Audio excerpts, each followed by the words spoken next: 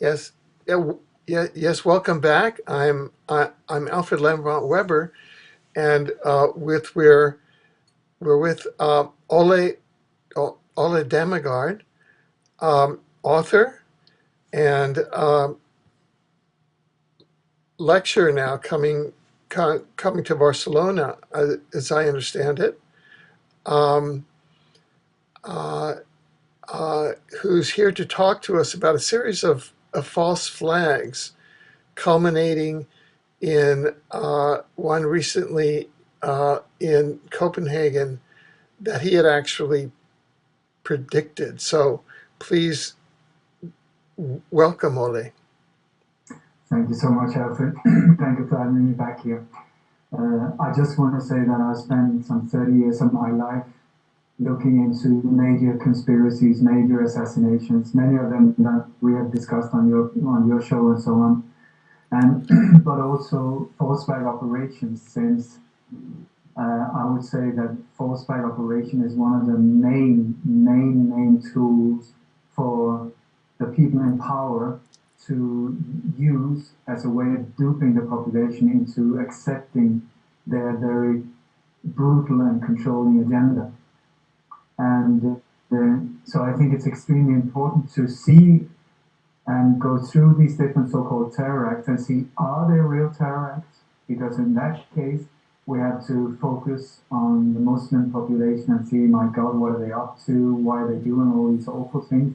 Or are we looking at so-called false flag operations that are staged events blamed on a minority, but with a hidden agenda that is a very, very dark and sinister agenda Right, in my opinion. right, So, like I said, I spent many years looking into false flag operations, and I would humbly suggest that more or less all wars in modern time are based on false flag operations. right, So it's absolutely nothing new. It's the term false flag comes from, it's an old naval term, and it comes from that in the old days, if you wanted to go in, rape and plunder a country, instead of having problems with your neighboring countries or other governments and so on, what you did was you simply put the enemy's flag or the country you wanted to invade their flag on one of your own ships.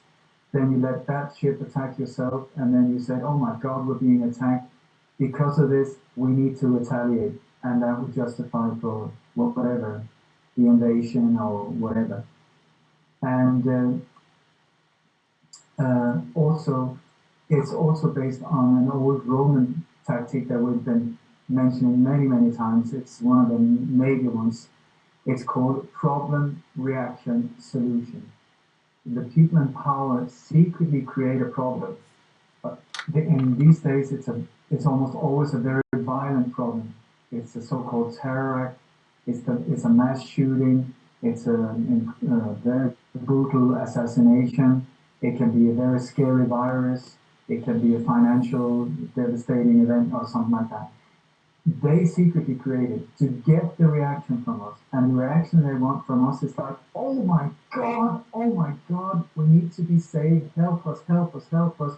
And then we, the population, will turn towards the people that we believe we've elected to sort these things out, not understanding that they're actually the ones who carried it out, who are behind the problem. And every single time, their solution will be that you have to give up more of your liberties. You have to give up your freedom, your human rights, your civil rights. You will have to accept more and more surveillance, more and more intrusive measurement into your privacy.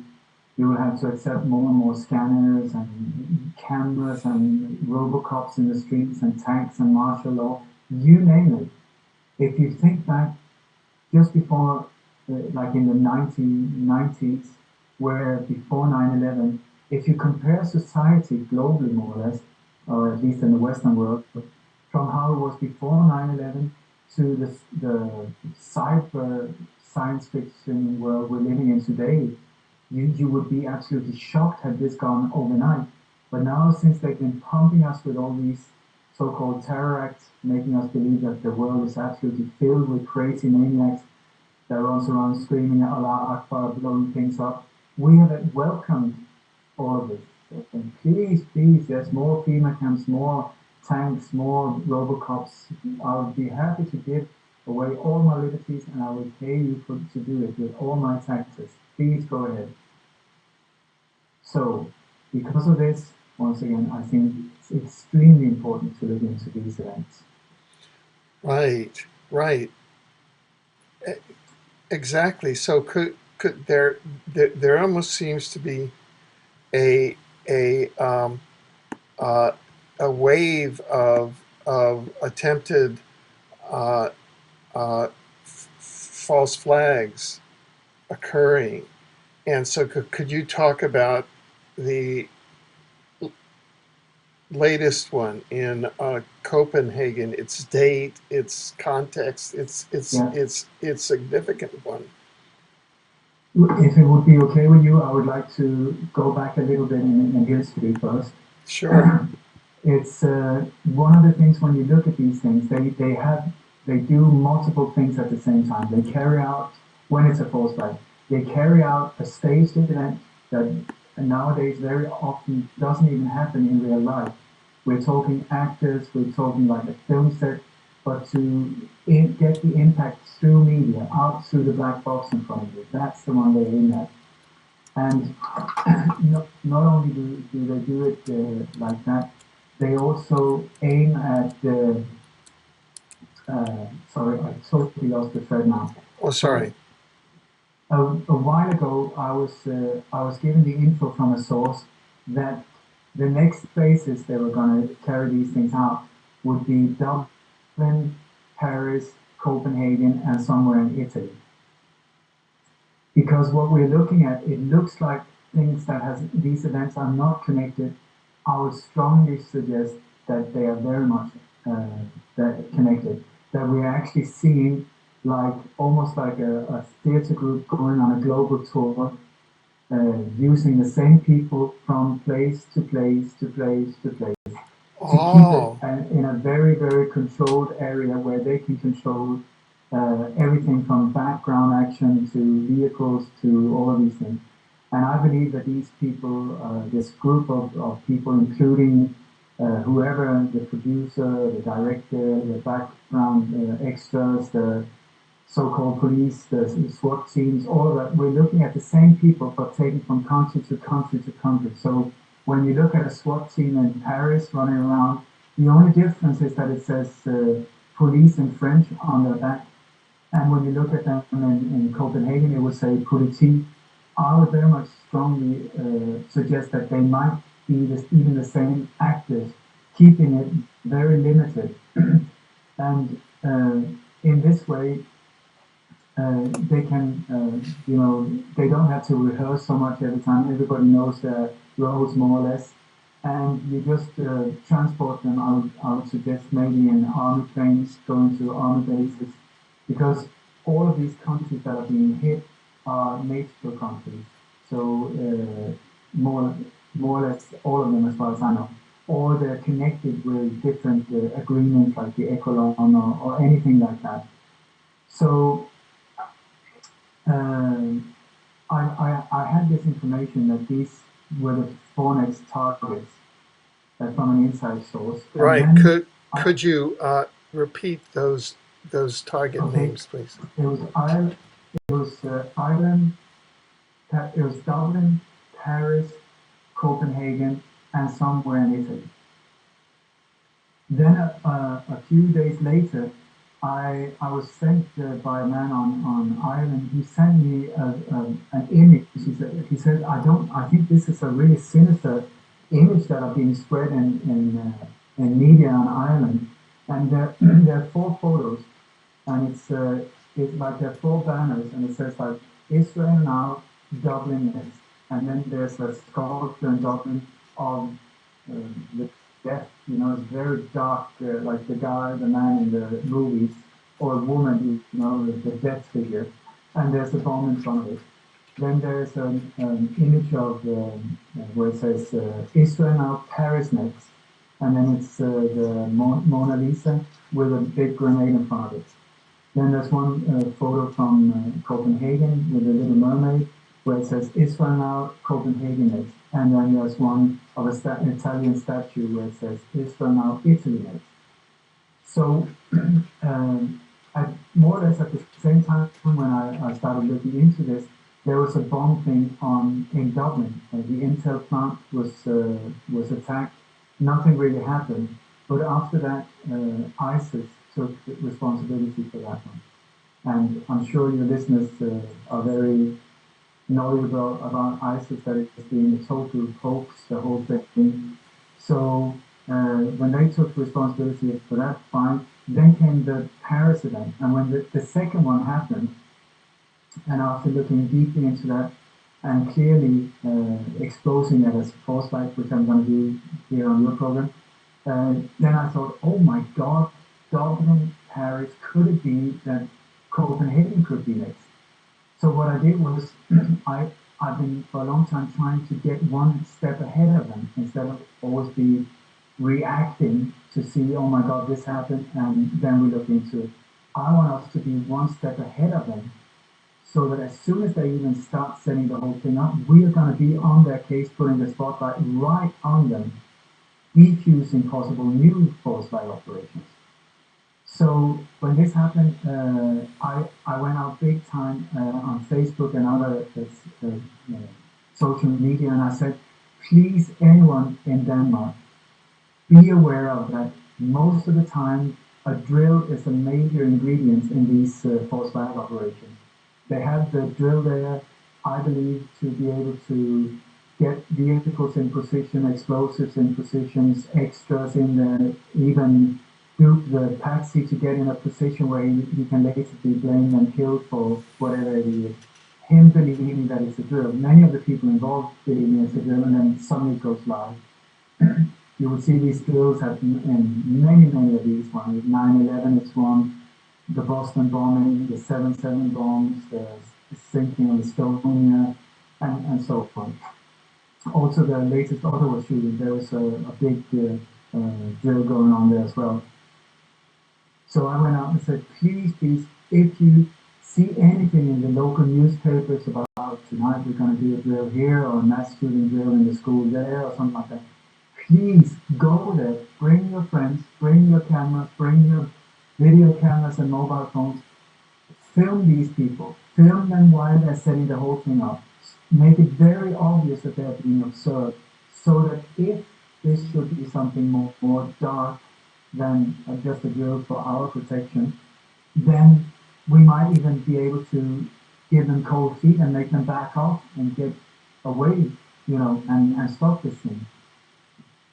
I went out big time there, and quite a few went down there because, then a very few days later, I got a photo sent to me from a friend in Denmark, and he said that I was on my way home from work today, and I saw this big poster in central Copenhagen where there was this smiling female soldier saying, tonight we're going to have a big security drill at one of the main train stations in central Copenhagen.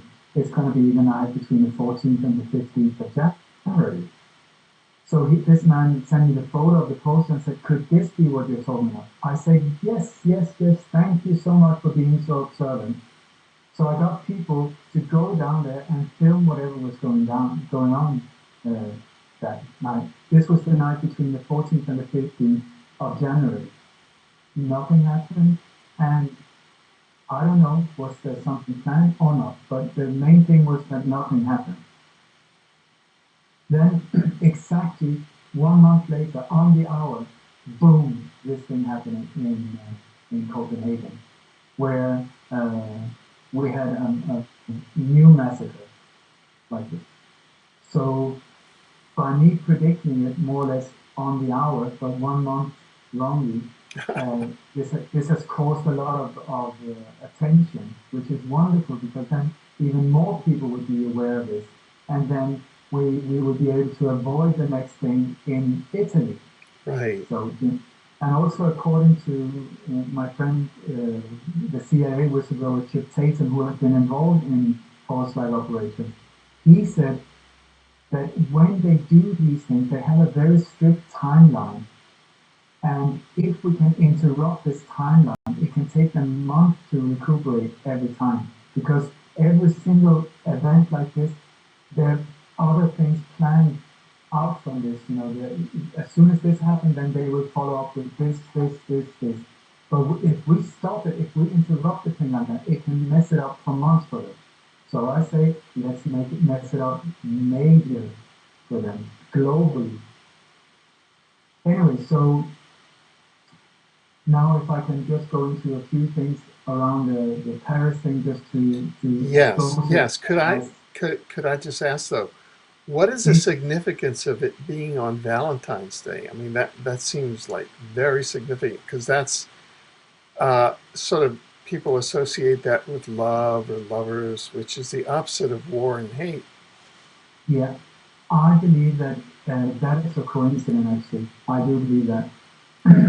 uh, You mean that they did not plan that for Valentine's Day? I think that the day was set for the 14th and 15th of January. Then when it got interrupted, they postponed it for a month. Oh, But just like you say, these dates are very, very important, and they love to do repeat it on the same dates. You know, oh. 9/11, it just gets repeated. 7/7, these numbers repeated. 7/11, So repeated in many so many of these. aha. So what you're saying is that by the fact that it happened on Valentine's Day, uh, what is a side benefit, but to whose side? I It's like love is like exposing this. Is that is that I what's don't know. happening? I don't know, but what I know How is to that deal with that? but Valentine was actually a priest, as far as I know, under what was the Claudius, the Roman Empire, Claudius. Uh-huh. And Claudius was trying to recruit a lot of soldiers, but he had problems because they were in love with their families and so on. So Right. he banned his soldiers from being in relationships. He banned marriages and so on. And this Valentine got very upset and said, no, I'm gonna keep marrying people in secrecy. So he did that. Claudius found out and chopped the head of this guy. That is why we celebrate Valentine on that date. Well, good. I So mean, the it's so but it's from a symbolic. I mean, I'm talking about social memes. That's yeah, all. Yeah. I don't know Alfred, but what I know is on the 15th of February, the USS Maine was sunk in the port of Havana, Right. in where 266 U.S. soldiers died and so on. And this was it was in 1896, I believe, where the U.S. used that. I mean, now it's been exposed that it was Right. For either an the accident or an inside job, but the U.S. used that as a reason to hit and start a war against Spain, with the result that they captured Guam, Panama, I think, and the Philippines, including Cuba. These things were taken from Spain. So, false flag once again, and they just robbed these things. So, also, there more symbolism to this thing in Copenhagen. But if I can go back to Paris first, because this was in January, and I think most people have seen this car where two so-called terrorists jumps out with AK-47s. They run up. There's this police officer that has been shot, and one of them fires a headshot to this poor sucker and runs back in the car and they take off. When you come to a crime scene, it's important, very important, to not have what do you call it, opinions, perceived opinions, but look with an open mind what happened, what are the evidence, what was going on, and so on. And if you look at this thing, I used to work as an extra on on film sets for a few years, where I was in the background for everything from Coca-Cola commercials to soda pop to chewing gum. I even played against Daniel Craig, the current James Bond in one war movie. So I was sitting, hanging around for hours and hours and hours on film sets, doing nothing, just waiting, because it's so boring and time consuming. So instead of being bored, I was trying to learn the film, the whole film scene. How do you do it? What do you do? How do you use the light? How do you do with the cameras? I was doing everything, with the electricity, trying to just learn. And this is coming extremely handy when it comes to force-like operations nowadays, because they are set up identical to film sets. So you look at, for instance, if there's an ordinary commercial or something like that, or a film, any type of TV scene or anything that needs to be shot, what they need is that the background is in continuity. So that is why every single person, they need to be in control of all vehicles, everyone you see on the pavements, walking, sitting in restaurants, they need to control everyone. So that also, when they edit the whole thing, if there's multiple takes, that they can cut it together and the background will be flowing in continuity. So what they tell people like myself is like, okay, they make a cue marker on the street and they say it's like a white thing. They put that there and they say, okay, this is point A, we put cue marker B over there. When we screen background action, you walk from point A to point B, and then if we need another take, which they always do, multiple, you go back to point A and when they screen background action, you start walking. It's always background action first and then action. The action is for the actors closer to the camera. Okay, and one of the main rules is do not look into the camera. Whatever you do, never look into the camera. Okay, so also if there's vehicles involved, you will see that there are rehearsals. They might make cue markers for the vehicles as well, so that you know exactly where to stop the car. If you need to skid with the car or make some kind of accident, there will be rehearsals. And many times in low-budget action films, you can see, for instance, if a car has to have some kind of accident and turn over or something, look at the street, the tar road, you will see that there are tire tracks there before, like multiple. So they've been testing it, they tried the camera angles and so on, and then, okay, let's go, and whoop, boom, fine, and so on. So we look at this thing. When you do a shoot in a city, you need the producers of the film production need to go to the local authorities, get approval there, so that they can close off the street and be in total control of all parameters. So they will, when it comes to force fight, they don't want normal people to be able to interfere, so they don't go for open spaces where there are lots of people. What they do is they shut off often back streets and so on. So we look at Paris, the one I was talking about with these two terrorists. It is a small road, a narrow road, and there's no other traffic, only parked cars. You have the car that they come in. The car is standing still, but if you look right under the center, under the car, there's a black line. This is the type of markers you do for the driver to make it aware of this is exactly where you should be sideways. And sometimes often they make a marker lengthwise so that you know exactly where to stop the car. It's a matter of camera angles to get the whole thing going. So you look at this and there's this black line under the car, exactly centered under it. Then on the right hand side on the passenger door, there's a trainer, a shoe standing right in the street.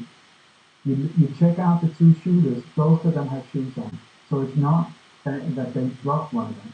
And you see when the guy on the passenger side comes back, he picks up the shoes, throws it in the car, and they drive off. I would say that black line sideways, the shoe is where it stops so that you know where to open the door and so on.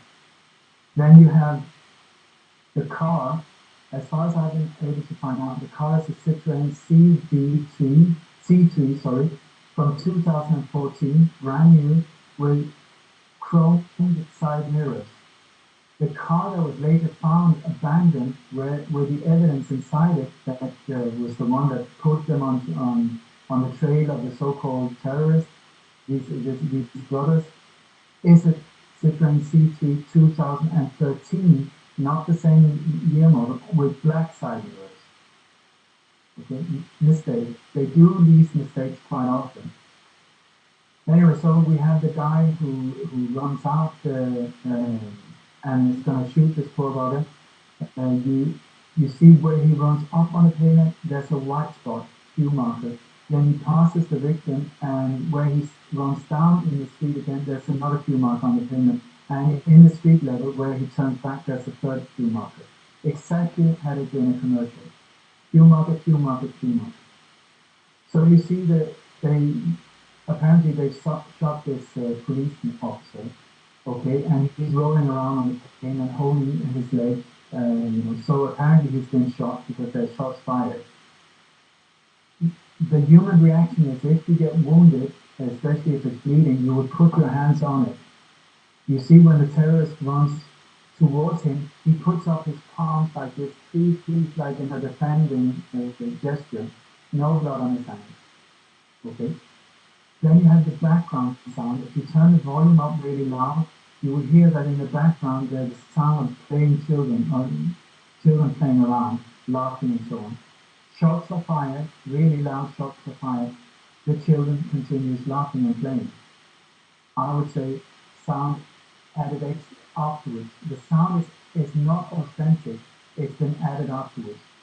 The guns fired, the shots that are fired, if you look at it graphically, the echo effect of the shots fired is the same echo type of thing if it's recorded between, like in a street with buildings on both sides, but here we have buildings only on one side, it's an open park area. So the echo pattern doesn't fit in, so I would very much suggest that the gunshots have been added afterwards. Very dramatic, I mean, it sounds really impressive. Then you have the headshot, where this guy has an automatic AK-47, very powerful weapon, 7.65. When he runs towards the police officer, you hear the gunshot, and you see it looks like there's a ricochet from the pavement. There's a smoke going upwards and to the right in an angle. But there's no recoil. If you slow it down and extreme slow motion, there's no recoil whatsoever from the weapon. There's no impact on the head whatsoever. If you have been to war zones or seen these type of things, I have. Awful. It is awful. And the damage to the head from a headshot on that distance, gruesome. Here, you don't even see the impact. There's no blood, no brain matter, nothing. Instead, when you look at the smoke that looks from the pavement, zoom in and you will see he's got the police officer that is supposed to be shot has a smoke canister in his left hand, and that is the one that detonates and go off and off and to the right angle. The smoke comes from his hand, and if you slow it down, you will see there's one frame where you can see there's a black canister in his hand. That's where that comes from. Then also you have when you are in a war zone or when shots are being fired like that, there's a lot of tension normally, a lot of adrenaline, the heart pumping and so on. These guys are running around like they were out on a jogging tour. No tension whatsoever. Very relaxed. They jump back into the car and they drive off without the tires, springs, or anything like that. I can go into a lot of these things. If you want to, I can go into other things around this whole thing in Paris, or is this enough as a detail? No. This is a fascinating tour de force in deconstructing how the Charlie Hebdo false flag was designed and executed. And Can I continue? Yeah, please. Give a little more. Okay. Please. You tell me to when. No, okay? please. Show us your best stuff. Okay, no, there's another sequence where, once again, in a very narrow street, the terrorists meet a police car head on. There's about 100 yards in between the two vehicles, and the two terrorists, the one is hanging out on the side, that you watch too many James Bond movies, starting to fire, and the police car, the escape car stops, they jump up, both of them, with automatic weapon, and starts firing this police car that starts reversing. Very dramatic, of course. And you will see the rear window of the terrorist car is smashed. For some reason, it's smashed. Okay. You see the police car takes off very rapidly disappears. Now you see afterwards the photos of what happened with that police car, because it went straight across on another street where there were parked cars. So it went out of this back alley and straight into the side of the parked car, a silver-colored parked car. You look at the impact on the police car and the vehicle that it's supposed to have hit, and the dent is way too high. It doesn't match with the damage. And the silver-colored car, as far as I can see, has no impact on the side, but has a very strange damage to the front wheel, as it has, I don't know what happened to that car. I totally believe that these cars were taken there by tow trucks and put down, and just like at the Wooded beheading, you had a car there where the impact did not match whatsoever. But the bullet holes in the front, the window, everything was there on the police car, made it look very dramatic. Okay, then they take off and they abandon the car. Now you look at somebody who's taking a photo of the abandoned car, standing down in the street, open doors, the back, what do you call it, the rear door is open up like this, window intact, window crashed beforehand, window intact when they leave the car. Okay, so confusion here. Then you see the exact, it's positioned between two zebra crossings. You go down, you Google Map the exact address, you go down and you check it out, and there's some metal, like small pillars, so you can't park your car there. You start counting them from the zebra crossing to where the car is abandoned, and then you compare that to the photos of the car where the forensic team is taking it out. It's not parked in the same position. And that car is the other car. So it seems the distance that are differing in the position of the vehicle taken photo of being abandoned, and the one with the evidence inside it is exactly like if you had positioned the two vehicles next to each other and then taken one of them away and left the other one. So that doesn't match up either. Right. Then you have Oh, go ahead. Then you have the whole thing around these two brothers. I just want to say both of them are very brown eyes, and one of the witnesses in the Charlie Hebdo magazine office said, "Oh my God, he was so awful with his ice cold blue eyes." Sorry, wrong again. So we look at the timeline. What is it they say happened? Well, apparently Charlie Hebdo had made these cartoons of Muhammad. If you see the theme that is being repeated, that started many years ago with Salman Rushdie, the Satanic Verses, then it went to Denmark, where there was a cartoonist there that made a cartoon of Muhammad, and that started a whole global thing. I don't know if that was a foresight to get the whole emotion thing going, but people were burning Danish flags in Muslim countries and all these things. Don't know if that was for real or not. Then this thing happened in Paris. Once again, same theme, that they made cartoons of Muhammad. And then the thing in Copenhagen happened, where there was a Swedish cartoonist that had made drawings of Muhammad in 2007 and been threatened, and he was there, and they say he was the target. So it's the same thing again and again and again. Okay. Anyway, so these two brothers have been extremely upset because of a cartoon, a drawing of Muhammad. Not so upset about these thousands of Muslim children that have been killed in unjust wars in Iraq, Afghanistan, Syria, these type of things. No, that didn't matter. It was the drawing. This will make me so pissed off that I'm going to go out and kill loads of people. So of course they know exactly where this newspaper is. No, sorry, they did not. They couldn't even check the phone book. They had to stalk a woman who they knew, because somehow they knew she was working there. So they grabbed her when she picked up her son from the daycare center, going to a meeting at the newspaper. Okay? Wouldn't you drop off your son if you're on the way to the newspaper? Sorry, messed up timeline again. No, this boy they bring him and then he disappears. Nobody, disappears from the timeline. So they go there to the newspaper.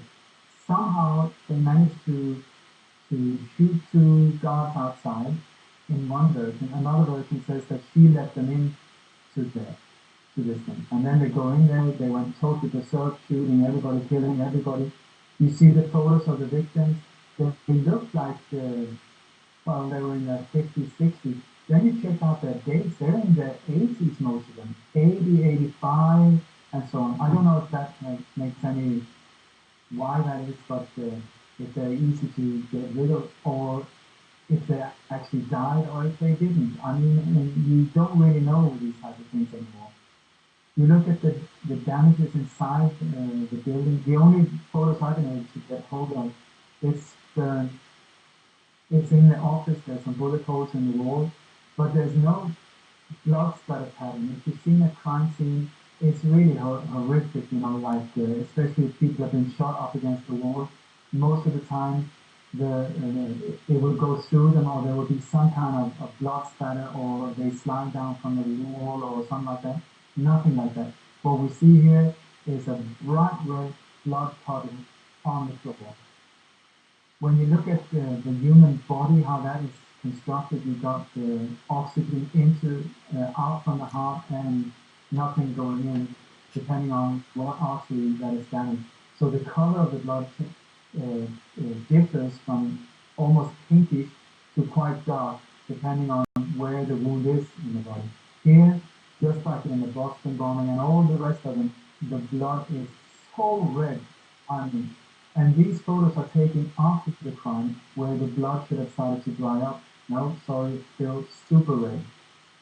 And on top of that, you've got a chair, an office chair, and there's no blood on the chair, even though it seems like somebody was sitting in the chair, shot and fell over, but there's absolutely no blood. It's been put on top of it. And I just want to point one more thing out, because I think they've started to selling space for advertisements with these false flag as well. Signage. Because right next to the blood, there's a bag, a nice red bag where it says Kuma. You see the Citroen C3, the one that the forensic team took away from the crime scene. They lifted it up. It was shining like a showroom example. You go down, you Google Maps down on the street level where the police officer was shot. Right where he was shot, there's a big truck, and the only thing you can see, you can't see where he was shot, but a big banner where it says rental car and the URL. And then every single time when these things happen, it's filmed with a GoPro camera. If the terrorists film themselves, it's with a GoPro camera. If it's a witness, it's with a GoPro camera. If this keeps repeating as well, doesn't matter where in the world you are. So I'm like, what? Yeah, I know maybe I'm pushing it too far. I don't think so. Also, the Rothschild family bought up the Charlie Hebdo newspaper a few weeks before it happened, and it went up from about 65,000 copies to 7 million. That's like a profit of 10,000%. Okay, so we look at where this thing happened, where the office was. We're back again to one of these very narrow back streets. Now, when you do these false flag operations, it's just, like I said, like a film set. So you need all the normal logistics. You need the bathrooms, catering, makeup, lighting, place where you can arrange for the explosives or weapons or dressing rooms, all of these types. So when you're in a back street like that, you then need to be somewhere where you can do that.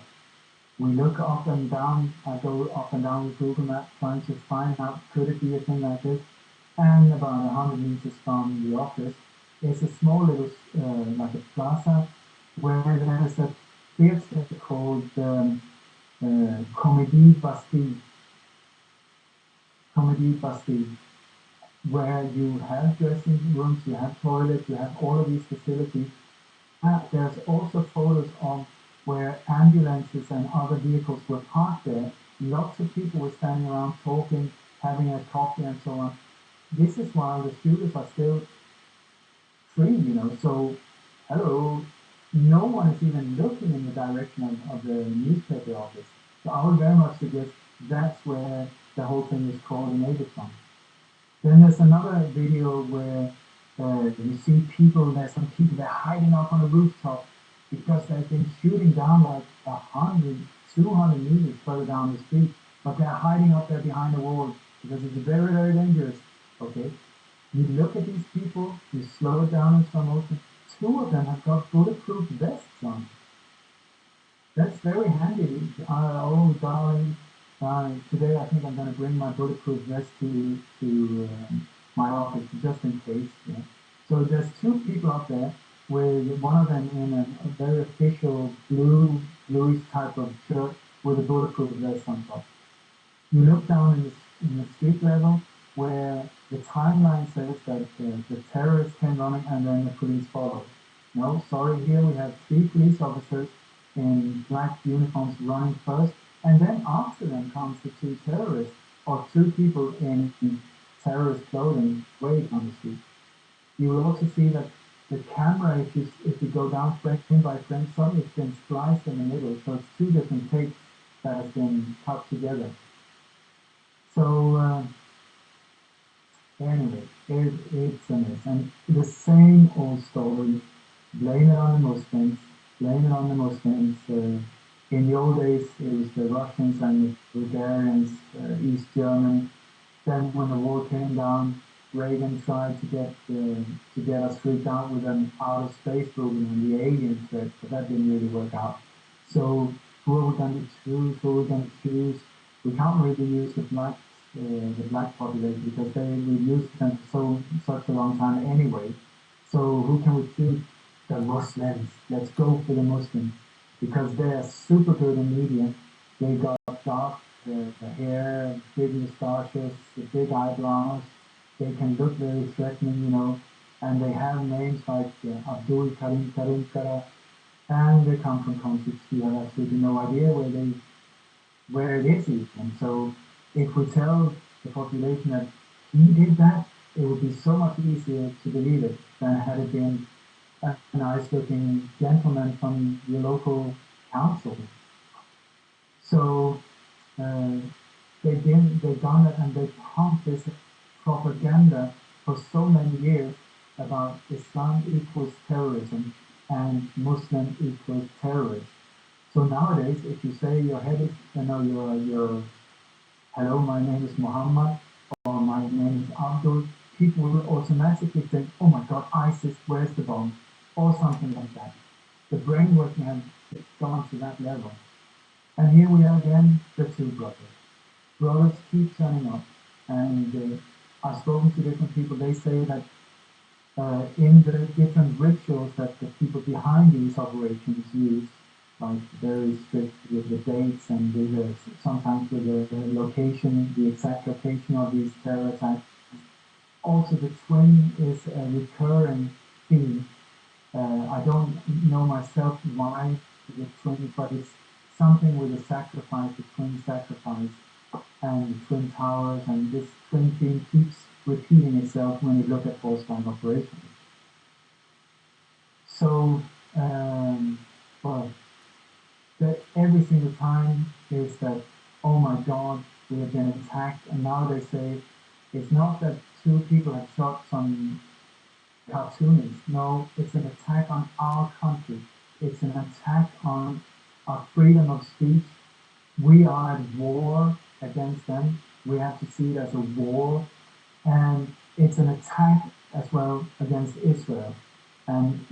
now has several times now said that we need to evacuate the Jews globally back into Israel. This agenda I don't know so much about. I just see that lately this has been recurring. So also I want to say that BBC is a wonderful recurring ingredient in these things. You have the BBC 9/11 where there's this female reporter saying, "Oh, it's awful because building 7 has just come down. I'm very sorry, look behind you, it's still there for another 20 minutes. Timeline, with the time differences, these type of things, clumsy. But when the adrenaline gets flowing, people get nervous, that's what happens. Then the BBC, they are the ones having the recording from the meeting in Denmark, the audio recording I'm going to come back to.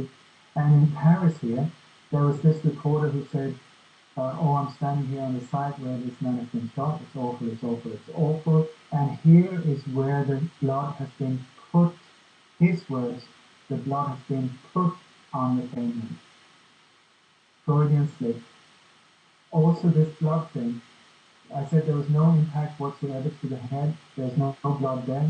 Also when they pick up the body later, there's no blood on the pavement, no blood on the body as far as I can see. Plus that they did CPR on this guy, which is a perfect treatment for gunshots to the head, I would say, not.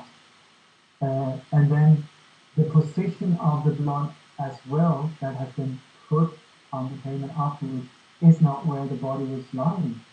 It's like a meter or two to the side, to the left. So we're back to sloppiness, not putting a lot of effort into the details. And it just continues like that. If it's okay, please interrupt me. No. Go, please. This is excellent for the public record. Okay. So you look after the shooting, there are all these pictures of SWAT teams everywhere and forensic teams going around checking out. So there was especially one image that sort of, I was like, whoa, I've seen that before. There was a team of one guy, a forensic guy with a white suit on, a white plastic suit on, and orange gloves, walking around checking out the crime scene. And he's standing behind a crushed window. And this went international in newspapers, the Daily Mail had it and so on, from the Paris shooting. And I thought, I know that photo, I've seen it before. So I started looking around globally, and I found it in the States. Exactly the same, identical photo, but from the NAACP bombings in Colorado. The identical photo used in 2 different attacks. So you're saying that they used the same photo in Charlie Hebdo? Yeah. As in the NAACP attack. Yeah. Now that's very interesting because as we were discussing prior to the interview, newsinsideout.com has done a number of interviews and articles on the Charlie Hebdo false flag. Another layer of it is Charlie 7 connected to the 7-Gate conspiracy in the UK, which involves Charlie 7 and an artistic innovator whose properties were intellectual properties were stolen by a consortium of TV networks, including the BBC. And she is originally of Caribbean Indian descent. So that's, again, the racial component in Charlie Hebdo Paris and Charlie Hebdo, and the NAACP false flag. If I could carry it just a step further and bring it back to Operation 40, the CIA's Operation 40, do you think that what has happened is that using the crisis actors technology, somewhere in the NSA CIA, they formed like an Operation 40, which was the the assassinations tour, but this is the crisis actors false flag operation, you know, Operation False Flag, we'll call it. Just as you were saying, where they go from city to city. But they did 9/11. They did, and then they roam the planet, and they create these tours, like to try and bring a crisis of civilizations between Christianity and Islam in Yeah. in Europe, and with a very definite Zionist underpinning. Rothschild, right, links up with the Zionists because Rothschild founded Israel as kind of a plaything for his Zionist means, right? And that goes up to the High Cabal and the Coneheads and the Homo capensis. I mean, it's amazing. I have decided and had to stick to one part of the No, subject. sure. So I know. I'm on a street level. I don't know, so I leave the higher agendas to people like yourself to find out because No. But I have, but this level of detail, it was yeah, extraordinary why they would use that particular photo. Why that photo? but I No, don't but I want mean, even, it's extraordinary why they would, because they both have a deep racial component. but I don't want it even better for you. Tell me. Do you know,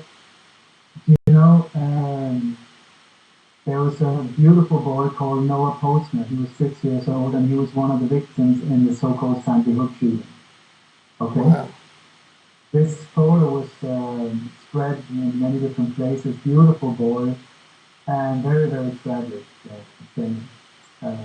Unfortunately, Sandy Hook never happened. You can look at the FBI's own page, website. You can go to 2012 Newport, and you will see that on the Newport there are only 2 homicides or something like that. And here the official story is that a whole bunch of children were shot dead. That's just one major problem that they didn't sort out before.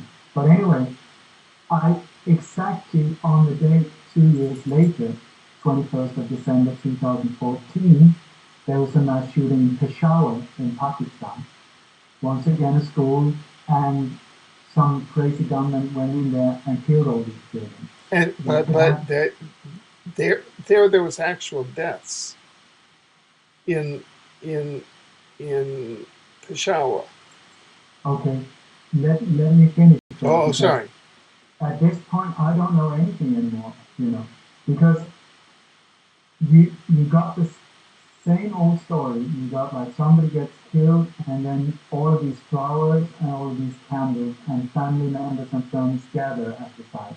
Okay, we go back to BBC. They have a female reporter. She's there on site, and oh, it's so tragic. It's awful. It's awful. It's awful. And then she's walking along a wall where all the photos have been plastered with the victims. One of the victims is Noah Postman. It is not a photo similar, it is the identical photo that was used at Sandy Hook. Okay, so I thought, and she walks down this line. You can go to the BBC's own website and look for the Peshawar shooting. There's a segment where they're going to interview a boxer, a returning boxer. So click on that image of the boxer, and you will see this woman. She's dressed in green, and she walks along this wall saying, "Oh, it's so awful," and her hand goes like this along the wall, and there is Noah Postner among the other victims. So I thought they're putting a track here for us. They would go like, ah, ha, ha, look at all these conspiracy theorists. So I started looking in many different newspapers, different photos from different events and so on. Noah Postman, same photo in many, many different areas. Different photographers, different places and so on. It's right there, right in front of us. Why? I have absolutely no idea. And also there's all these, like very tragic stories. They went to school and never came back, dot, dot, dot. One of the pictures, Noah Postman. There was one person that contacted Noah Posner's so-called father in Sandy Hook saying, this is just happening. He didn't really care. He was, I mean, I think you should be sort of a bit upset if your child that was murdered 2 years ago is now murdered again. In Pakistan, you think that it might react. No. But we're back to problem, reaction, solution. And the solution in this case was that Pakistan plans to execute 500 terror convicts. 500 terrorists. Who are these people? And who have labeled them terrorists? Because I tell you, Alfred, if not already, then people like you, then in the very near future, people like you and I are labeled terrorists because we're just trying to expose the truth. So that was a pretty good one. Right. So this is a way of trying to, i.e., this is the particular dualism that they're exploiting in the false flag operations now, to further shut down information, to shut down rights, to get here in Canada they're trying to pass a draconian anti-terror law that will make it like the States. So there, and which ties into the Ottawa false flag that you also wanted to talk about. Yeah, for sure. I can talk about all of them. This reaction is the same in Denmark, in Paris, in Canada. After these events, they have them on standby.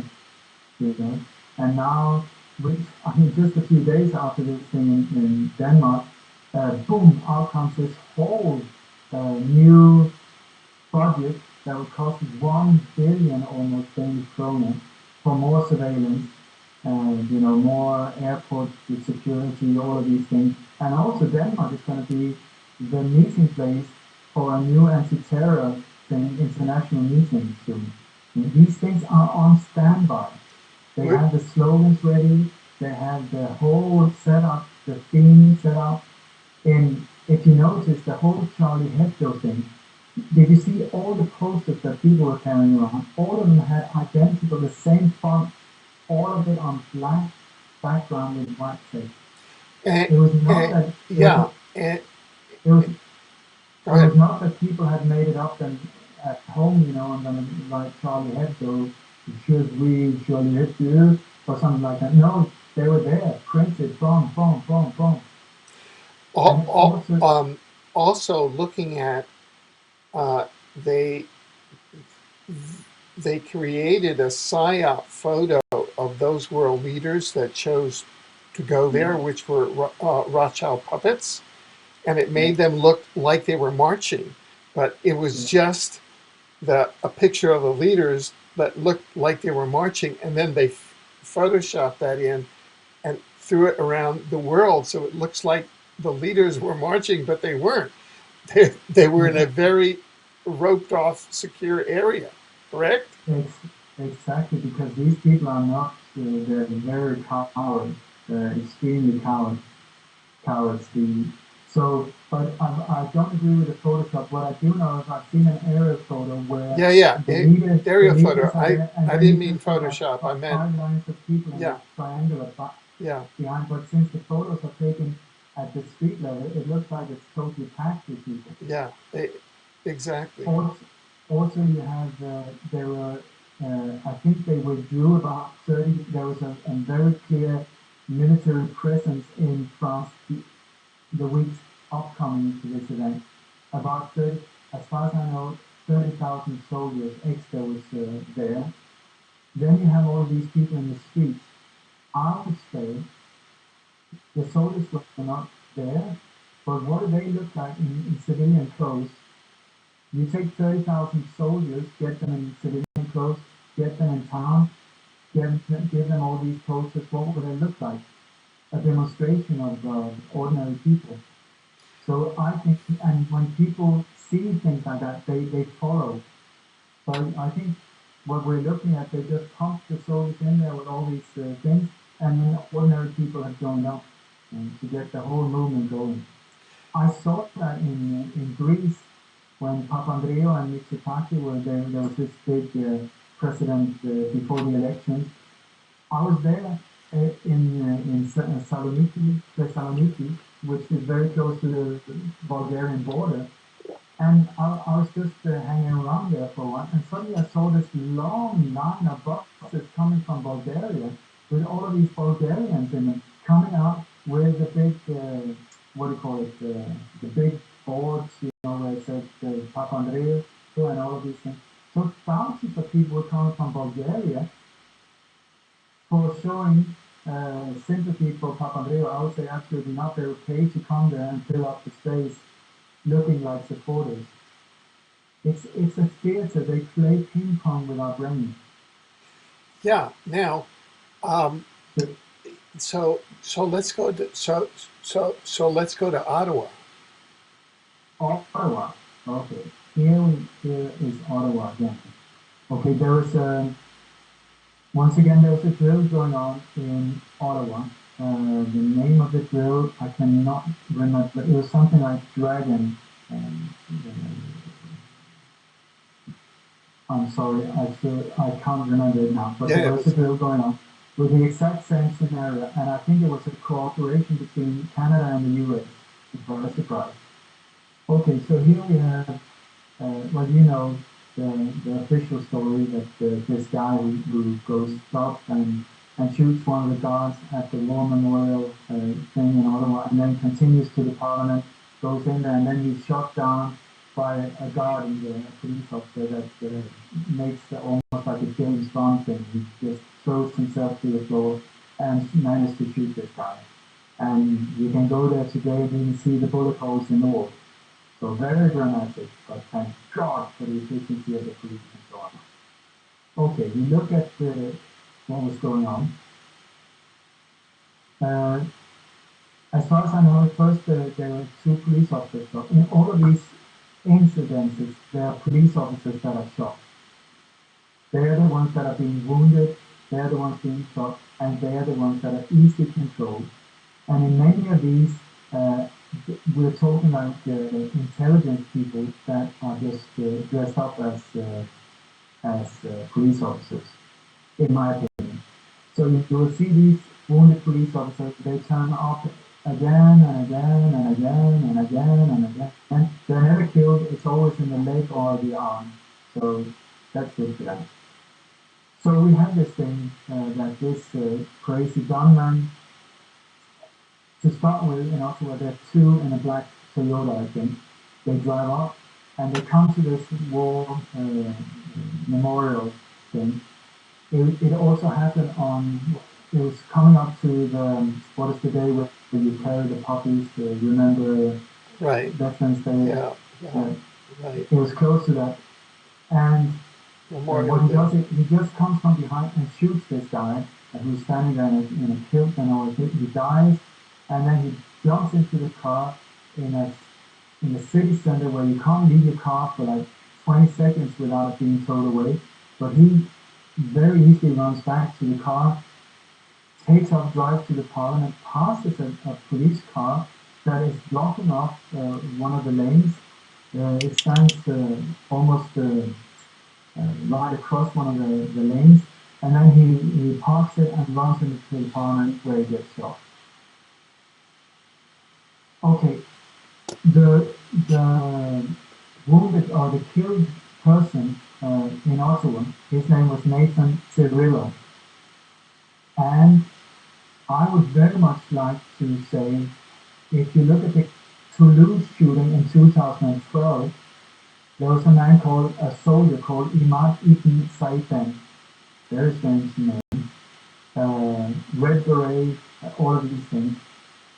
Compare the photos of Nathan Cirillo and this Imad Ibn Saifen. I would say they are the same person.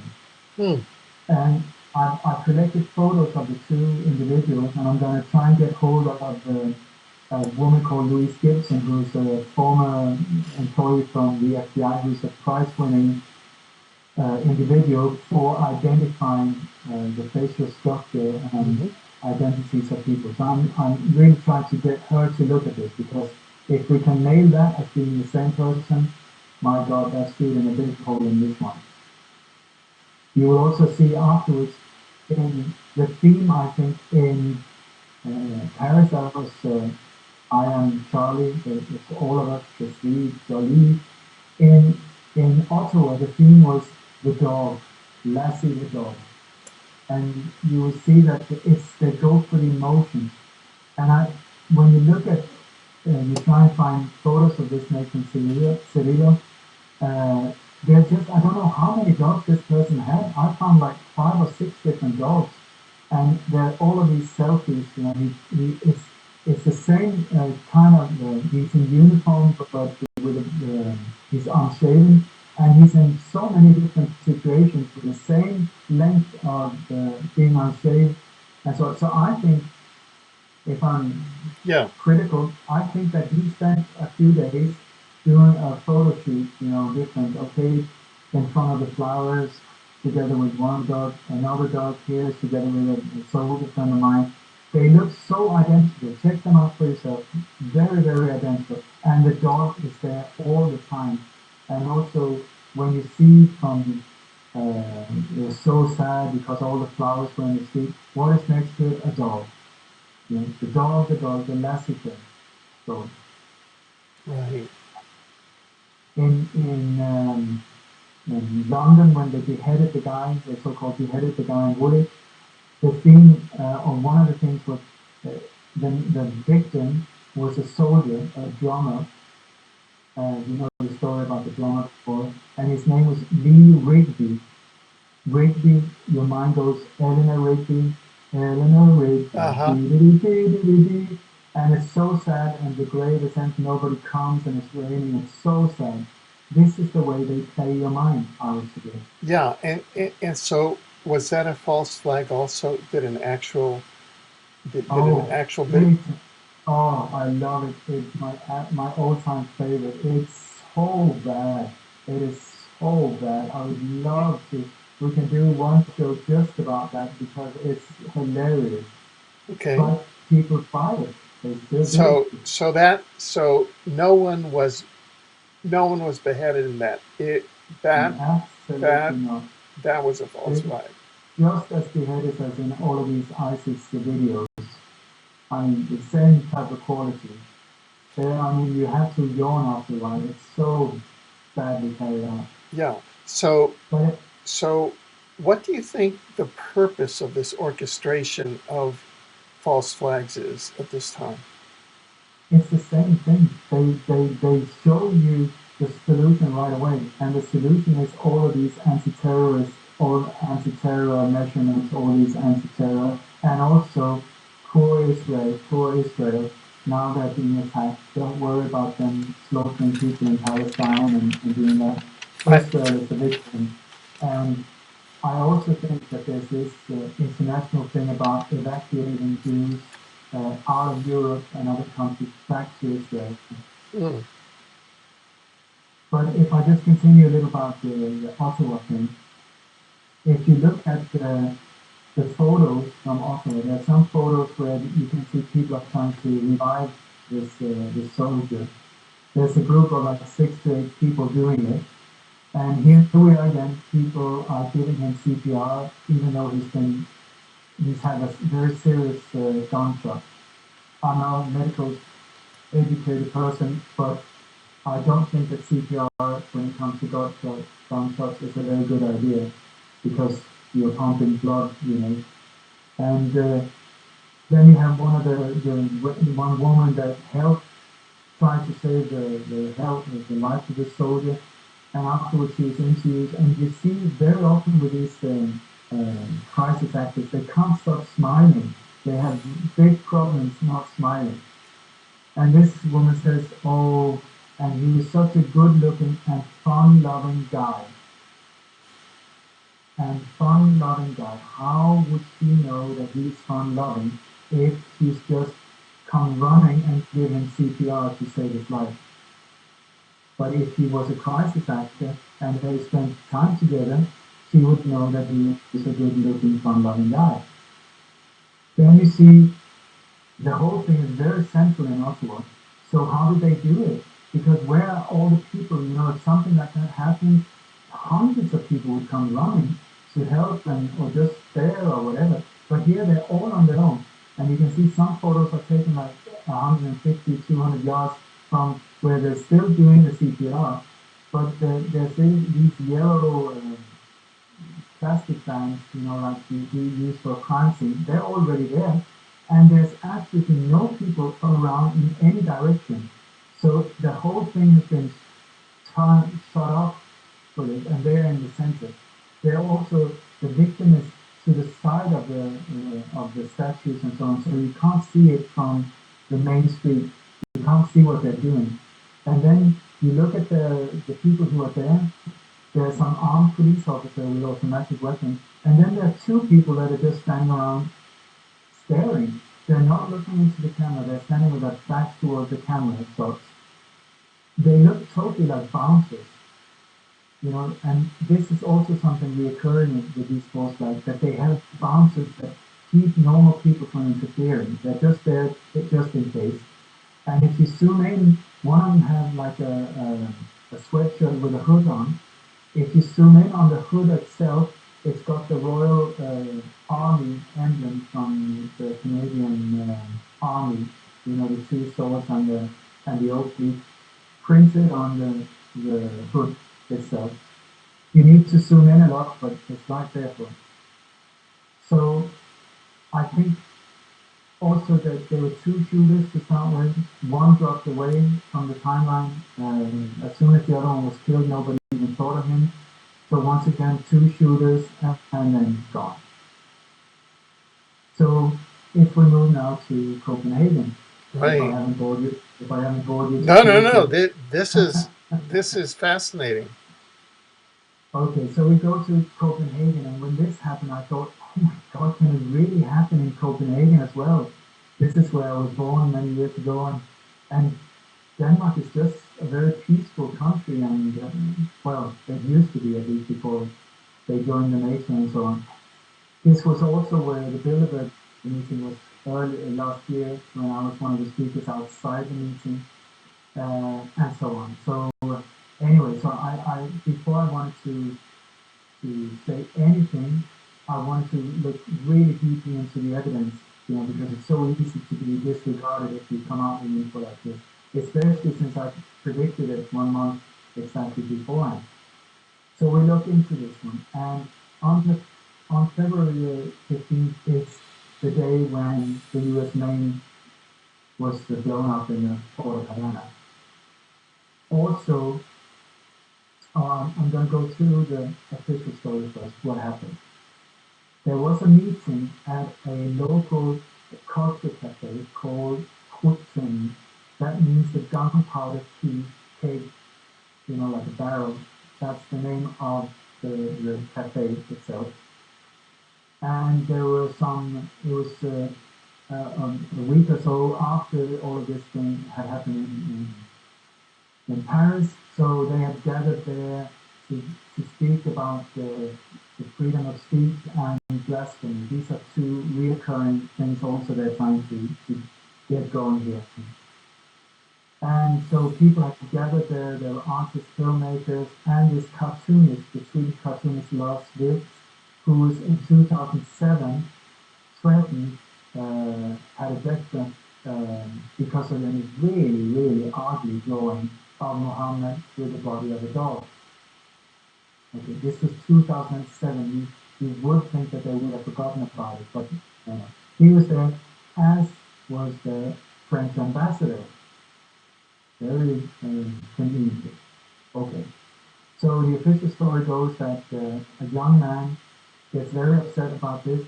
He somehow gets hold of an automatic weapon and 2 pistols at least, and he goes to this one and he starts firing from the outside, shooting into this cafe. He kills one man with a headshot, and then wounds, there are 3 people wounded in the cafe, all of them police officers. Okay, so and then he runs off, He grabs a car, throws out a civilian, grabs a car, takes off. Then later that car is found and they found some evidence that points them in a specific direction. Later in the middle of the night at 1 o'clock outside a synagogue in central Copenhagen, the same person is again. Outside the synagogue, there are two police officers and a Jewish guard that are standing there because they have a bar mitzvah at 1 o'clock in the morning. I don't know, Alfred, is this normal that a bar mitzvah is that late at night? I don't know. I don't know. Neither do I, but at least it says that there's 80 people in there. Okay, what he does is he walks by them first and then he returns, he acts like he was drunk. He walks straight up to the Jewish guard and just pulls one of the pistols and gives him a headshot and then fires 2 shots at the police officers that are both hit, one in the leg, one in the arm. It sounds familiar. And one of the police officers has an automatic weapon and tries to fire, but he only has the gun jams, so only 1 shot is fired. Then the gunman, the terrorist, takes off, and by then the Danish police think that they have identified him, so they stalk an address called synagogue number 1 in central Copenhagen, and they're lying there waiting for him. He comes there, and they call him. They say that he pulls his gun, and they fire. They kill him with 38 bullets, and they shoot him dead there on the street. Okay. So thank God for Danish police that they're so efficient and so on. And the next day's newspaper as well, it says, every time you see a police officer, you go up and thank them. That's what it says. Okay. So we look at the evidence here. We go back to the cafe. Okay. Like I said, the name of it is the gunpowder keg, just like if you remember one of the most famous force-fire operations ever was the gunpowder shot in 1605, where Guy Fawkes was trying to blow up the parliament and so on. So I don't know if this is coincidence, I'm just pointing things out because, like I say, they love to play games with our mind. We look at the place itself, if that could be suitable for a force gun. What they don't want is interference from outside. So we look here, and the street in front of it is turned off. It's only for bicycles nowadays. You got right in front of it, there's no other buildings but a big park, and maybe a park in Copenhagen. And right in front of it is a big area with bushes and trees, so you can't see in from that area. Then also for the logistics, they need bathrooms, catering, all of these things, and a place to park whatever vehicles would be involved.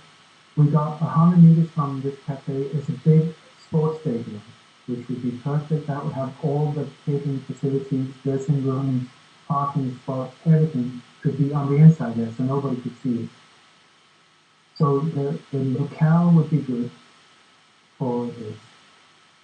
Then you have the BBC, here we come again, has the copyright of an audio recording from the event. And so you hear the speaker, it's a female speaker, she's going blah, blah, blah, blah, blah, you have to stand up for this and that. And then suddenly you hear bam, bam, bam, bam, bam, bam, bam, 3 shots being fired, very loud.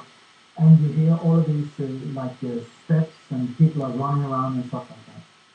You listen to that and you think logically, what happens when somebody opens fire in a crowded place? People freak out. They scream, they jump, they throw themselves under the tables. There will be glasses, tables turn over, glasses crushed, plates, you name it, these type of things. You listen again, there's the speak, then gunfire, and only the footsteps. No screams, no voices, nothing. And then it sounds like an iron bar that falls against like a concrete wall or something like that. But no screaming. You listen to what the witnesses said. They said it all started with people screaming outside and then shots were fired. And there were 2 shooters, according to some of the witnesses. Okay. So we have a problem here again, because 2 shooters go down to 1, but they always use multiple shooters when they carry these things out.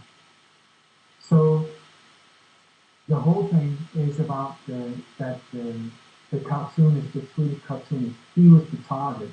Was he hit? Did he shoot when this guy was speaking or anything like that? No.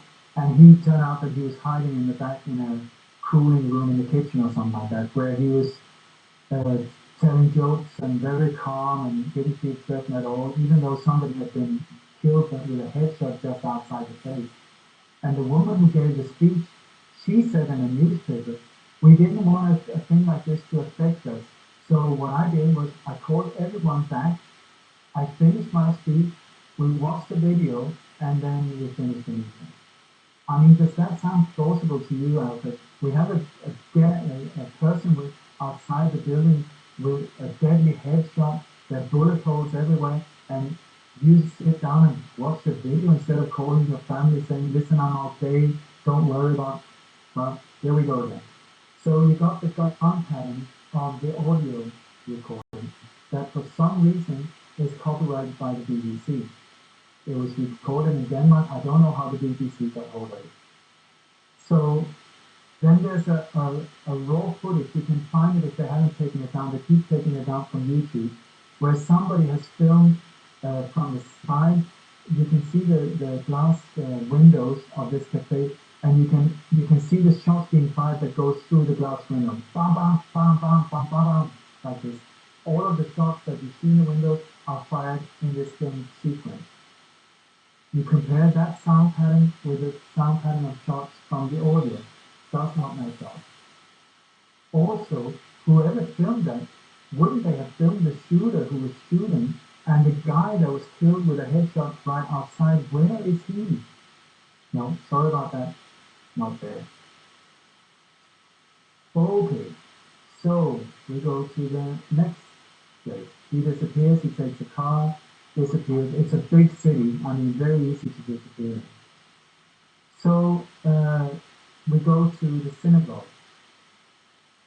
If you go back in history, before the Second World War, there was one night when supporters of Hitler went totally berserk. He said he gave them free hands to do more or less what they wanted to do with Jews. So what they did was they went up and down the streets, crushed the windows of synagogues, shops, homes owned by Jewish people. And this went under the name of the Crystal Night, because of all the crossed glass in the street. Okay?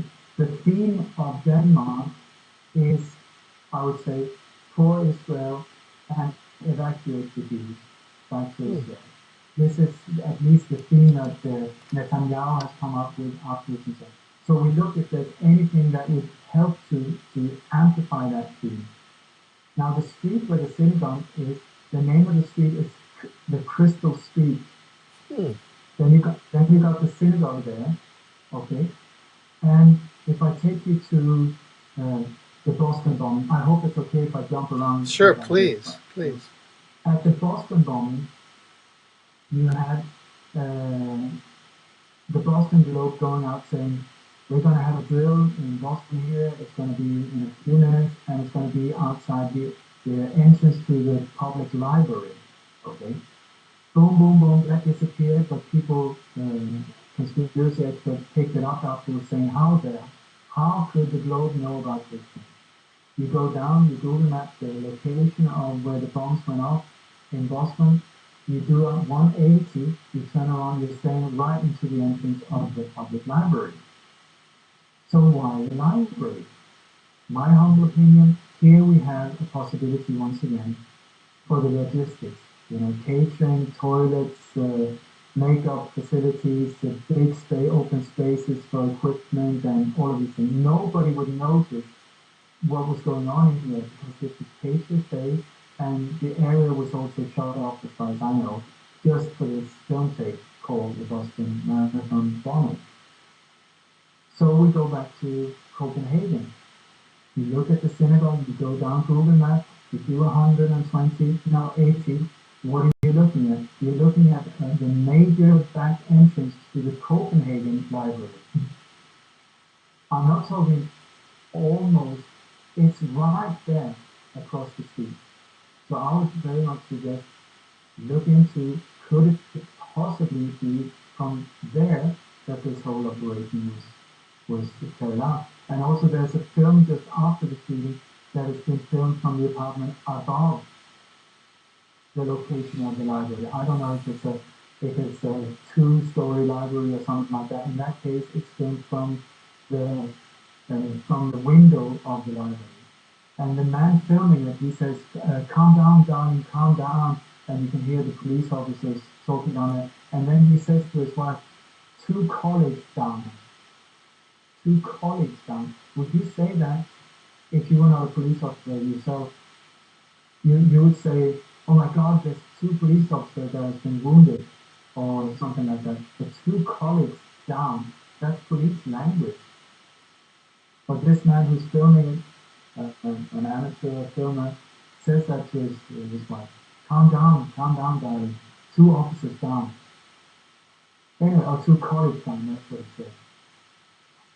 Then he takes off from that area, and the police comes and they shut off the street. It's very dramatic. It's Saturday evening, so even if it's a back street, there's some people coming there that had a little too much to drink, and they say back off, and all these things. And then they have to help a big vehicle that comes down this back street. It's a very narrow street, So what are we looking at? We're looking at a massive big bus, okay? And it's going the wrong direction as far as I can see. So we have this bus. What is it doing there? 2, 3, 4 o'clock in the morning. And on the front of it, it says evacuation in handwriting. Evacuation. Is that a sublet, once again, playing with our minds, Or is it evacuating the Jewish people that were at the bar mitzvah? And in that case, then you have Jews on the bus being evacuated out of the threatened area. I'm just pointing things out. So anyway, we move on to the final stage, where this gunman is being shot dead. A few days before this happened, they have very satanic symbolism to these things as well, very dark things that most people are not aware of. And just a few days before this thing happened, one of the main newspapers, the Politiken, it's one of the big ones in Denmark, had a massive headline where it said 666 in red letters on a black background. And on top of it, there were two very staring eyes, just the eyes, like that. And then you had 666, and then underneath it said, this and this, or these millions have been lost there, and that's things that had absolutely nothing to do with the 666. And to the right, top right of this front page as well, there's a pyramid-shaped symbol, and it says, "Remember Chernobyl." Okay. Then you have, if you go to the shooting in Santa Barbara, where, you remember this, the film director's son, a really good-looking model type guy, who said, "I'm so pissed off with all women," and then he went and shot a whole lot of women. Around that case, there's so many things with 7-Eleven. The shooting was outside the 7-Eleven. The video was made with 7.11 seconds, 7 minutes, 11 seconds. The victims were first 7 and 7, then there was 7 and 11. These numbers just kept repeating. I think the street address was something 7-Eleven also. So just as 9-11, 7-Eleven, 7-7, 666, these numbers keep repeating. And then we go back to Copenhagen. Now the witnesses that said that they saw the shooting, they said that he was shot down just outside 7-Eleven. No, he was not. The closest 7-Eleven was like 200 yards from where he was gunned down. So why did they even mention that? Once again, I think we're back to the subconscious, pumping. So you look at what happened out here, and they say that the police were waiting for him. I think they were in a vehicle. At least there's a vehicle on site. And then You got the street address, and where there's a doorway where he's lying down on the pavement shot there. The official story, the newspapers say that he was shot with 38 bullets. Anyone with some knowledge knows that if you're hit by 38 bullets, you will bleed a lot. I mean, we're not talking like cutting your little finger. You will bleed a lot. You look at this body, there's blood on the leg, the upper thigh, nothing else. But even if your artery is shot, if that's it that kills you, the blood will still be a lot. Mm-hmm. Then they say, no, they had to shoot him that many times because he had a bulletproof vest on. Okay, you look at the photos, there is something that looks like a bulletproof vest that has been taken off him, but still absolutely no blood whatsoever at this. You look at the vehicle, the front window, side window, has been crushed like some bullet, like they were shooting and so on. But the glass, the crushed glass is on the outside of the vehicle. It should be on the inside. Also, had it been gunfire, the bullet goes right through a car. It goes through side doors, the whole thing, no problem whatsoever. If we were talking automatic weapons and high-powered guns like that, there's no bullet holes on that side at all. You look at the wall behind the guard. Apparently there were so good shooters that all 38 shots fired hit him. Because there's nothing on the wall. Nothing. Absolutely nothing. And also, he was shot dead only 100 meters from the train station where I exposed the drill just 1 month earlier, on the hour 1 month earlier. 100 meters further down the street is where that exact train station is. And there's a very strange film where they love this that it looks like it's an amateur, just because the image goes like this, a bit bumpy. They think, oh my God, it's a mobile phone or it's some amateur. And they say, this is the dramatic minutes around the shooting of the gunman. Okay, so you watch this, and it's being filmed down on the platform on the train, and somebody starts running down there, and there are other people running. There's no gunshots here, there's no fire, but apparently they're running. You can just see the feet, and they run up the stairs, up the stairs, up the stairs, up the stairs, and then they come out in the street, and then you see the police cars come. Why did they run? Why was he filming at all? You see, we're back to this type of thing again. Then you look at the victim. That was actually, if somebody was killed, then it was this guy outside the culture cafe. They say that the target was this Swedish cartoonist. He wasn't even beheaded, a Swedish cartoonist. But you look at the guy that is said to have been killed with a headshot, he's a Danish filmmaker. He's a Danish filmmaker that has made documentaries. So why on earth don't they look into a motive that he might be the target? But there's nothing about that, absolutely nothing. And then after this, right after, you had the whole pumping out of, oh my God, the Muslims, terrorists. And of course, with all these surveillance cameras, you have perfect footage of the guy. No, as usual, it's blurred images where the guy has a hood on and a scarf in front of his face. Standard. They spend billions on these cameras, high-tech. I mean, Denmark and Sweden are high-tech when it comes to these things, and still they don't only manage to get a really blurred image that you can't really see who it is. Then there's another image of him on a bus somewhere, and you can see it's taken from a video film because it's the quality of the film. But is it the best picture? No, it's one where he looks a bit deranged, open mouth, with a beard, and they squashed the photo as well, so he looks a bit strange face, like blame the taxi. And then, thank God that Denmark is prepared, because it's only just happened before Denmark goes out and says, oh my God, we need to have a new anti-terror financial package. Okay. And they presented within a few days. Boom, here it is. Thank you very much. It's only almost 1 billion Danish kroner. That will allow the people to check their emails even more surveillance, more airport security.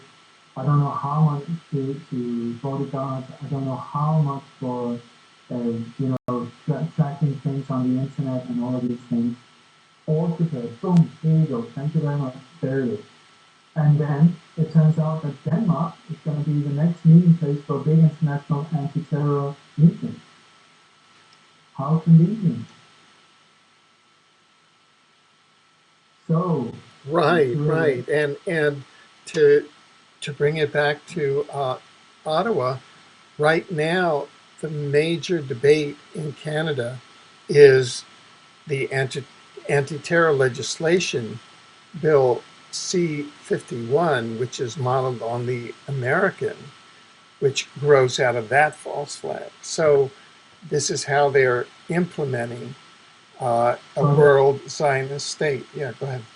But also, if you go back, I think it was 2 years ago, where the Canadian government tried to get an almost identical suggestion through, and they couldn't. Then this happened, and suddenly it's welcome. Problem, reaction, solution. Right. Now, yeah, go ahead. No, I just want to say, I've kept repeating in so many interviews that the taxis, and they love it when it sounds really Arabic, because that really makes the impact better. It doesn't matter. It doesn't work so well if his name is John Smith. It needs to be scary because it's Islam or things like this. Yeah. So this guy, I normally say they come up with names like Abdul Karim Karumka. No, this guy's name is Danish-born, Palestinian, and his name is Omar Abdel Hamid Al Hussein. I mean, come on, it's perfect. Yeah. Doesn't it?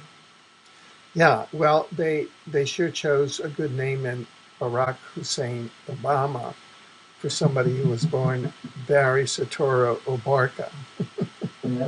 Yeah. Now, no, but while we're on Ottawa, I'd just like to mention that the two kind of traditional control parties, the Conservatives and the Liberals, are buying into C-51, including the huge disappointment Justin Trudeau, who is the son of Pierre Trudeau and who's supposed to be the darling. See, we're having a national election here in October for prime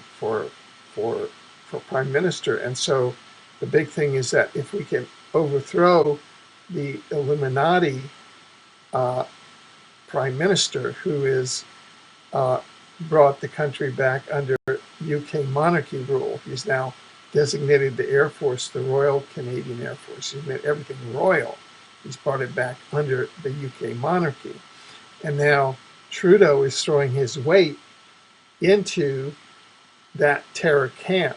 So we just only have the National Democratic Party, the NDP, which is the official opposition that remains opposed to C-51, that doesn't buy into it, that is fighting the fight here. So I felt that I have to, for Canadian viewers and also for international viewers, to show you that that this drama is now happening at the street level, where there's political battles going on in the parliaments, in the democracies that are still alive, to try and stop all of this, like Canada. I just want to say also one template that they have used for a long time while they have been pumping us with the understanding that the government is there for our support, not us understanding that we are actually paying them to do our service, but not controlling us. But in more or less all countries, the way they set it up is that you got two main parties, one in opposition, and then you got a lot of small parties, so that the people who don't go for one of the two big ones can have a feeling of, oh, it's democracy. I have, but Right. these one are lightweights, Yeah, but yeah, it's I have the always other the ones. two big ones. This is the illusion they put up for you not to understand. They even say right and left. It's just like arms on the same body. Do you want the right hand or the left hand? It's the same. It's the same thing, and this is why things do not change. And the word government is a Latin word that means governmented, control the mind, Okay, mind right, control. It's right, right, right. right there in front of you. No, no, no, sure. So, And so here, uh, here, yes, and that's e- exactly true. However, we do have a chance to vote down this law, and we do have a chance not to vote in. Now we've identified Trudeau and mm, the liberals as part of the New World Order. mm. And so that And here the conservatives and the liberals, they're supposed to be on the opposite, but they are the New World Order. And the New Democratic Party, which is more people, but they're doing their best, is the one that is really trying to stop it and to try and keep the body politic alive within limits. I mean, they're not perfect, but they're still, you know, not totally not totally robots yet. In my personal opinion. yeah, it's, it's a confusing time. I know. But go, yeah, But I just would very much like if people, after me rambling about for a couple of hours here, please understand that the people they want you to hate and fear are absolute innocent people, most of them. More or less right, everyone you can point out, they're patsies. These minorities that are being pointed out are patsies. They do that because it's easier for you to fear and hate them. And while you're focused on them, the people who are behind all of these atrocities get away with absolute mass murder. So please open your eyes. Don't, if they say, look over here, don't do it right away. Check the people out who are pulling the strings. Check out hidden networks like the Bilderberg Group, the Freemasonry networks, the Trilateral Commission, the Council on Foreign Relations. These type of organizations, you can find nowadays, you can find a lot about them. See if you're in Canada, check out who are the members, and I would highly suggest whoever you find as a member, do not trust that person because they have at least double loyalty. They will tell you whatever you want to hear. I love it. They will tell you change, freedom, future, brother, stand side by side, solidarity. That's what you want to hear. Lower taxes. They will tell you all that, but their agenda is a totally different one. And these false flags are part of that agenda. So be very aware of that. We're talking about the enemy within. So I would very much like to expose these things and expose these right. people and just say, it's enough. We've had enough. Back off and leave us alone. And that's my hope. Don't judge anyone because their name is Muhammad or their skin color is a bit dark or they come from Pakistan or Syria or something like that. And look, I say often to people in the States, they say, but it's almost like people see the US as a bully in the world. I mean, is there any wonder why you look at so-called terrorist countries like Iran, Syria, Lebanon, Libya, or not Lebanon, but Libya, these type of countries, how many wars have they started the last 100 years, 100 or 200 years? We're down to zero, maybe one. And you look at the States from when JFK was assassinated and this very brutal terror took over. I think we're up in the hundreds now. Yeah. So Well, well, who is the bully? right. Now, now, I think, of course, and this is my own conclusion, that the good news in all of this is that their equation, which is problem, reaction, solution, has been supplanted by a new equation, and that's the positive future equation, which is positive Yeah. future equals positive timeline plus Yay. plus plus unity consciousness.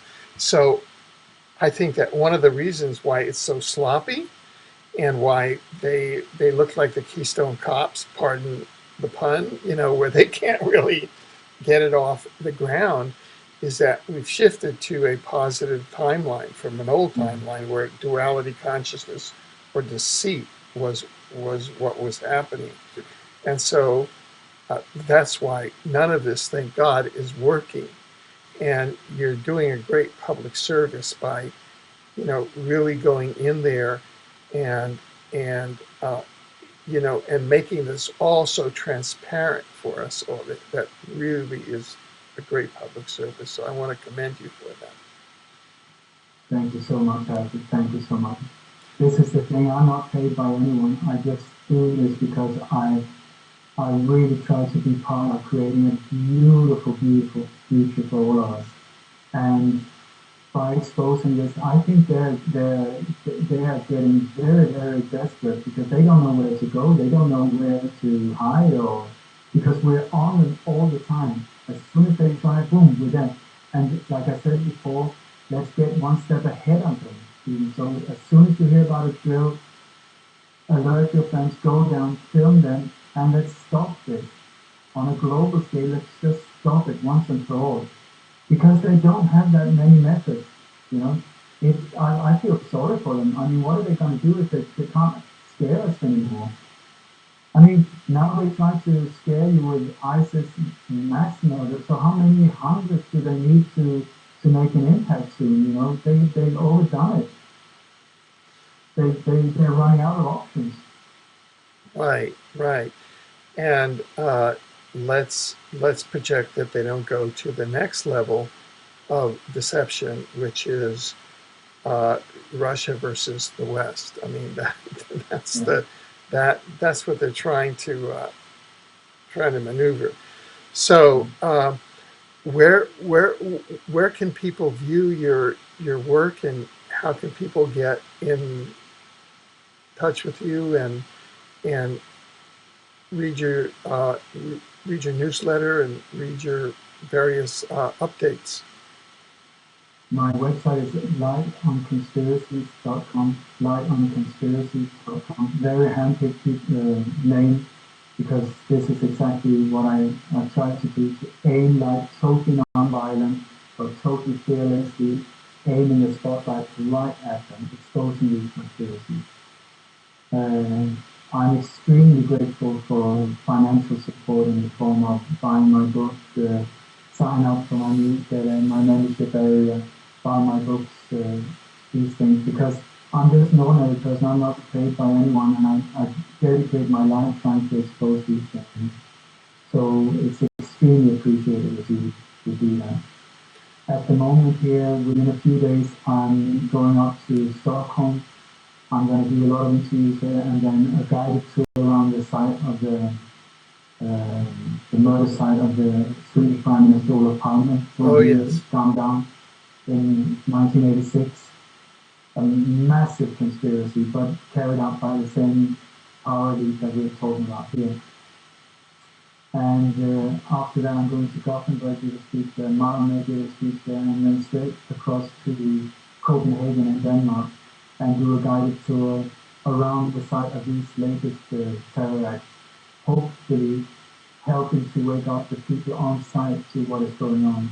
Because I just saw that there were 30,000 people in Denmark going out, with candles and flowers and buying into this whole thing. And really, really, it is high time for us to wake up. And I hope that I can make a positive impact. I would just also like to say that I'm a little nervous of going there, because this is I'm putting my head right into the fire, if you want to say it like that, because it's an ongoing event, and I'm sure that the people behind this type of operation will not be very happy to see me up there. But I just want to say I'm not suicidal. My car is working fine. I'm super optimistic. I have no intention of leaving this earth, and just to get them on other thoughts, if that was the plan. Well, So you know, and I know that you will do this because that is how you are, in my opinion, and in is that as you go there in love and share this truth in love, they will receive it that way. thank you, thank you. That is exactly, that is my, I go in love. I really go in love. I go to meet friends with uniform, without friends in the elite, if they get the balls enough to step forward as the whistleblowers and so on. I go there to expose it in love, totally fearless. I dedicate my life to this. I'm willing to sacrifice it if it's necessary, but I really hope not. And that's the plan. And this is the year it's all going to happen. I tell you, 2015 is the year. Is a year. Okay. Well, It's a wonderful year. yeah, sure. So as you progress through your tour and, as you go there and whenever you would like to report back to our audience what is happening, please be in contact with us so we can Um, so you can come on board and you can let our people know.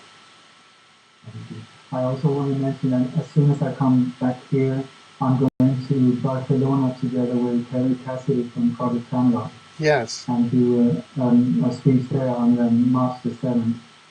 And We were just informed that 2 days ago, Ciencia y Espíritu, which is based in Barcelona, and it's a major Facebook group that deals with multidimensional phenomena, and they were advertising your talk, and it's 100,000 members.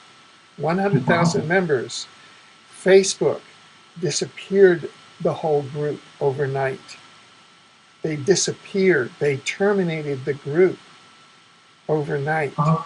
100,000 members. After they went out with it?